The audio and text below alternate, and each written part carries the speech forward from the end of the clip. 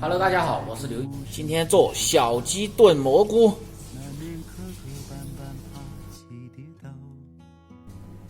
如果你每天不知道吃什么做什么的，就关注我，美食天天更新。今天这盆鸡10斤重，放入干黄酱50克，六月香30克，香旗酱20克，甜面酱20克，生抽100克，一品鲜酱油40克，料酒50克，海鲜酱10克，把料汁搅拌均匀。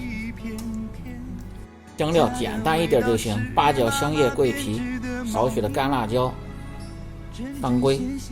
香料提前用水泡发，这样更干净又出味道。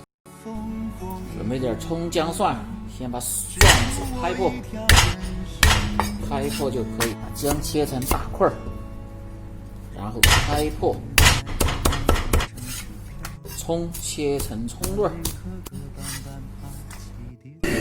起锅烧水，冷水下入鸡块汆水，下入料酒，打去血沫，然后捞出，冲洗干净，然后打去汤里边的骨头渣子和血沫，留下这个原汤炖鸡，味道更香。先把香料控水，把锅烧干，放入葱油，油热下入葱姜蒜炒香，把葱姜蒜炒至微黄，下入少许的红油豆瓣酱炒香，炒出颜色，下入兑好的酱汁儿，酱料下锅，开中小火慢慢的炒香，炒出酱香味，下入香料，继续炒香，炒至油酱分离，下入汆好水的鸡块，翻炒，鸡肉炒香，炒上颜色，倒入汆稀的原汤，大火烧开，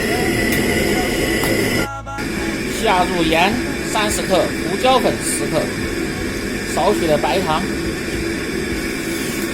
关火，放入高压锅中，盖上盖儿，大火烧开，中火压20分钟。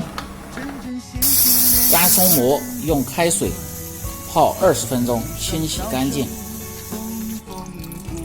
好，炖熟了，倒入炖好的鸡，下入松蘑，炖至10分钟，味道更香。放入少许的盐、鸡精、味精、胡椒粉。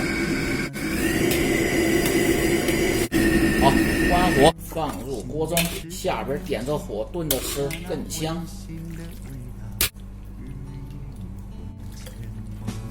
最后再放入香菜，松蘑炖彩鸡就做好了，家常做法。关注我，这里总有你喜欢的美食的做法。感谢大家的支持。